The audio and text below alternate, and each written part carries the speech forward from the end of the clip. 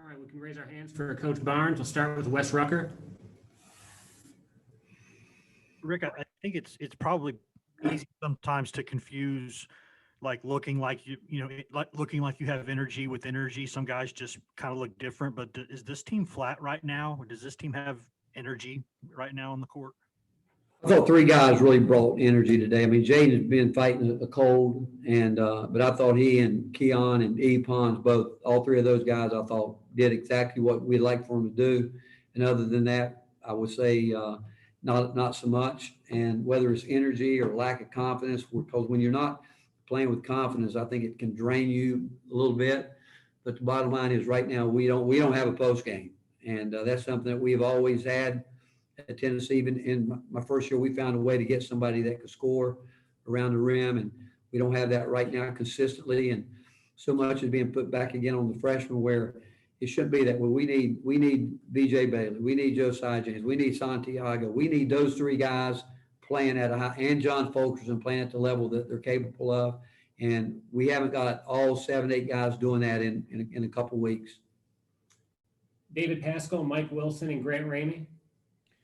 Rick, I know you're just off this game, but now you've got the uniqueness of the schedule where you don't play until next Sunday, and then the SEC tournament's off of that. How much of an adjustment is that going to be? I know you like to play a lot and learn from playing, but this is obviously a big gap. How can you put that to good use? Well, we're going to have to. We're going to get back and see if we can just. Again, it's really hard to talk about competitive fire when you don't feel like your whole team is bringing it. And I didn't think that today, which is as we've talked more about that as much as anything of any team that we've coached since we've been in Tennessee. And I don't understand the inconsistencies, because there's enough guys that played enough basketball right now. But this week we've got to go back and take a good hard look, all of us, everybody in the program. Like, what can I do on my part to make this program what it should be, what we expect from it, and so we can use this week to get better.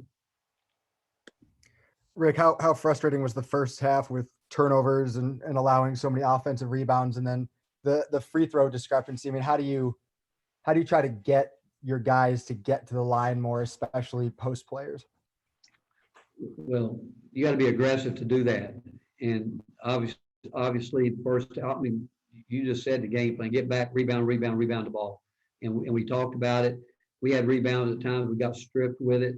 And the fact of the matter is, you can get fouled in the post if you work hard and try to fight for your space on the court, as opposed to just letting people shove you around. And then you get the ball. Like, I think John had 4 turnovers today. He shouldn't be turning the ball over 4 times. He shouldn't. And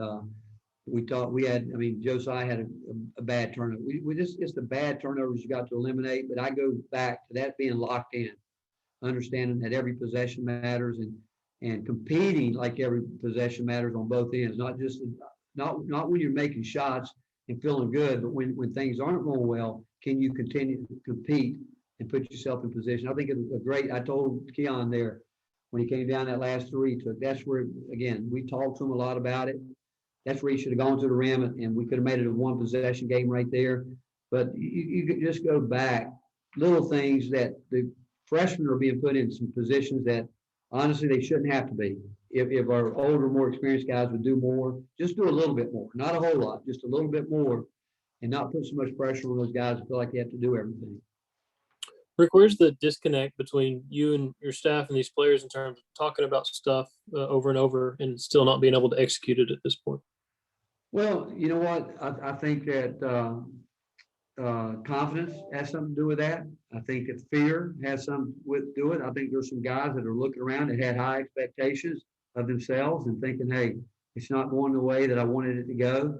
And they're not totally locked in. And now understanding that some roles have changed. The way we thought we would be playing early in the year, we're not playing that way now because of production. So the disconnect is where guys are able to get out of their own way and listen to what's going on in the game and understand that they have a role to play.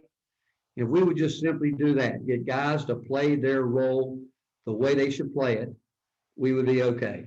If we could just do that. The guys that are supposed to, make plays, take care of the ball, take care of it. The guys that should be turning the ball over at an alarming rate, they should be doing And so you ask the question, why are they doing it? And as much time as we spend talking about it, at some point in time, you got to stop talking about it. It just gets down to, again, a competitive spirit and a competitive fire. Gustavo, Joe Rexroad, and Ryan Shumper. Coach, with 23 games that you guys already played this season, 1 game left, is this team performance the way you expected, looking back to November? I know the season is unique, but is this team performing right now the way you expect and you envision comparing to the beginning of the season? Absolutely not, because the fact is I expect our team to get better and better and better as we go on. I expect mistakes to come down, down, down. If you got a problem rebounding the ball, I would expect that to be fixed in terms of what we do to try to fix it. But again, when the lights come on, you got to go do it, plain and simple. And the fact that we're not correcting what, really and truly what Grant said, what we're not fixing are the things we keep talking about. And maybe we don't have the ability to do it. I don't know. You start asking that question, what do we have to do? Do we have to make changes going forward in our program to do things? Because we got to be able to rebound the ball better than we have up to this point. And it's plain and simple. And we got to take care of the ball better. That's just plain and simple. You do those 2 things. Again, more aggressive, getting to the guy. Again, the fouls, second half, we were, again, fouling. They were putting their head down, driving the ball, picking on certain guys. And we didn't, we had breakdowns on the defensive end. And and we leave the timeout. We make everybody repeat back what we're in. They say it, then they go out and they don't execute it. That's, again, part of, to me, the competitive spirit. You know exactly what you're supposed to do. If you're supposed to switch on the ball screen, you do it. And if you don't, you're not locked in. And your mind is, what are you thinking about? Where are you? And we've got way too much of that. Yeah, Rick, I think I might be asking about that, what you're talking about there. I wanted to ask about the possession up or down 6. You went big again. You went with Fulkerson and Pons. Is that the ball screen you're talking about with Keon and Fulkerson in the ball screen? And then it looked like maybe Pons was supposed to tag there, but didn't get there. What exactly broke down on that play? Keon didn't switch. That was Keon's play. So after the ball screen, that wasn't the issue. It was just purely not switching. Not switching, yes. And real quick, Rick, you talk about needing more post play. And like you said, the freshmen have a lot on them. Is it too much to think that Keon could be maybe somewhat more of a post presence in some sets? Yeah, and I can assure you we're going to work on that some more because we've given these other guys enough time to do it. And we've got some things, but to ask him to do that, maybe this week will give us a chance to do some of that. Talked about it just a second ago a little bit, but just how do you assess the defense in the second half? Oh, a couple guys I thought, Keon, that breakdown was a breakdown, but it's not that. It's still the one-on-one defense, I thought VJ was non-effective at all on the defensive end. He was getting blown by. I thought Santi tried to battle and do some things there, but overall, again, obviously we were fouling. We didn't play like Flanagan. Everybody knows he wants to go left. Everybody knows it. Everybody knows it. They know it. And again, to keep letting him get to a strong hand, that's just not being locked in on the scout report. And that goes back to 2 words: mental toughness, competitive spirit, competitive fire, you name it. That's what that gets back to. Finish up with Rob Lewis.